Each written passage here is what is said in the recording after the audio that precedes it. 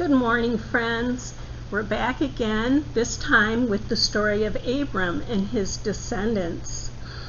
In the story we're going to learn today, Abram and Sarai followed God's directions, even though they didn't know or understand where God was leading them.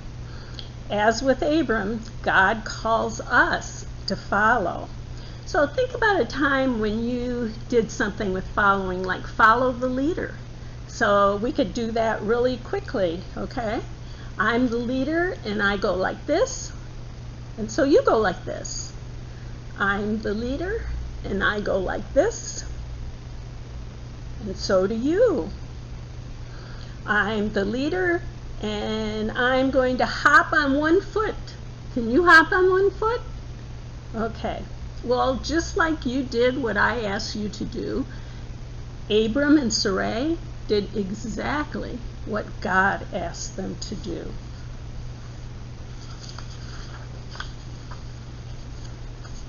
So, we're also going to talk about this word right here. And the word is blessing. What is a blessing? Do you know what a blessing is? Well, I can tell you. A blessing is a gift from God. Let's have our opening prayer today. We are blessed to be a blessing. Let's practice blessing each other, and then we'll pray together. Turn to the person next to you and trace a cross shape with your finger on their forehead. As you do this, say, "You are blessed to be a blessing." Amen. At the very end, we'll do it again. Let's bow our head in prayer. God of many blessings, you have blessed us to be blessings in the world. Help us to do that. Amen. Turn to your family, do a cross, and say, "You are blessed to be a blessing."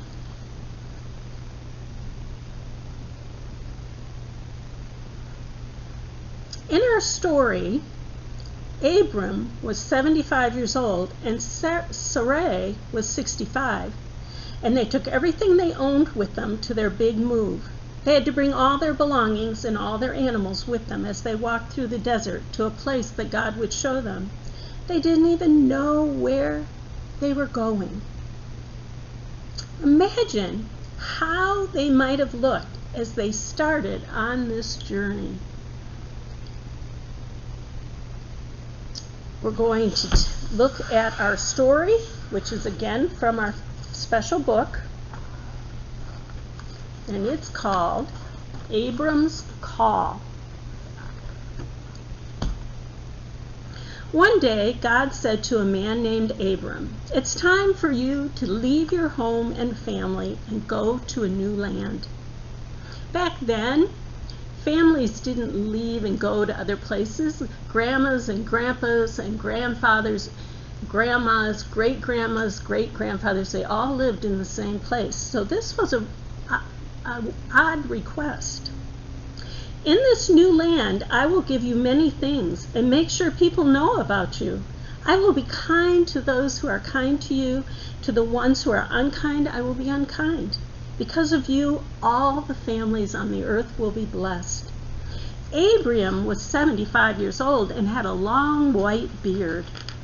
But he didn't let his age stop him. On his trip, Abram took his wife Sarai and his nephew Lot. They walked the many miles leading to the new land. It was a hot and dusty trip, but Abram knew that where God was leading them would be a beautiful place. The trip was long and hard because they carried all their pots and pans and dishes and cloths with them. "Whew, I'm hot," said Sarai as her face grew red. "Oh, I'm getting kind of tired," sighed Abram. "My feet hurt," groaned Lot. When they finally got to the land of Canaan, Abram stopped by a tall and shady oak tree. It felt good to get out of the blazing sun. God came to him there in the cool shade and said, "I have a surprise for you. I promise to give this land to your family forever." Abram and Sarai and Lot were so thankful to God for this wonderful gift that they jumped and danced and hugged each other and shouted, "Hooray!" To show God how grateful they were, Abram decided to build 2 altars to honor God. He would build one altar out of large smooth stones by the tree and another altar out of pieces of wood by his tent in the hill.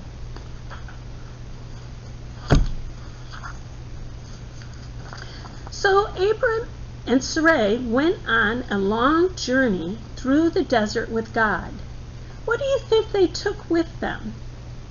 What would you bring with you? Remember, you have to carry it through the desert, so it can't be too heavy. Draw a big piece of suitcase on a piece of paper, and then think about what you might want to bring. I brought my suitcase today. I thought first I would want a picture of my family, because they are a blessing to me.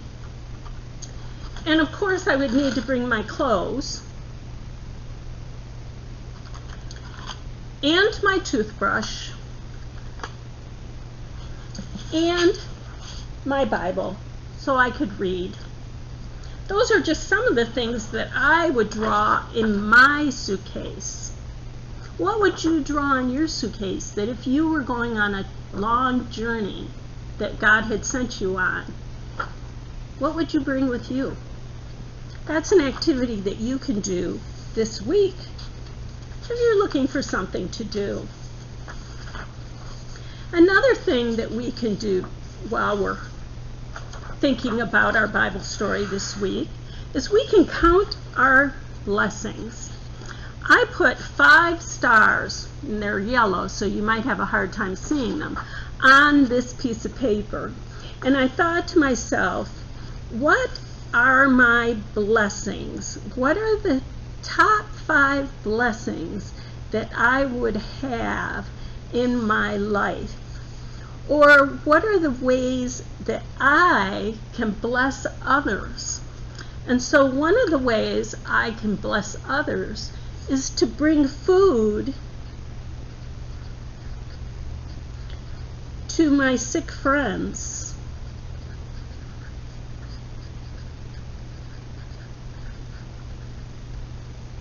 So I put that on one of my stars.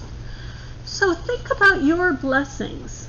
What are the things that are blessings to you, and which ways can you be a blessing for others? And those are some activities that you can do this week. All of us bless the people we are with every day, whether we realize it or not. So think about the ways that you do bless others. Because we are descendants of Adam and Sarai, through them we are blessed to be a blessing. If God asked you to go on a journey, but you didn't know where you were going, how would you respond? Would you go?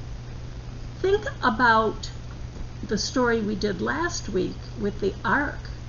What did Noah do when God asked him to do something? He did it. Okay, let's get ready for our closing prayer. Dear God, you have blessed us. We can bless others. Help us to know what our blessings are and help us to share them. Amen. And I say to you, you are blessed to be a blessing.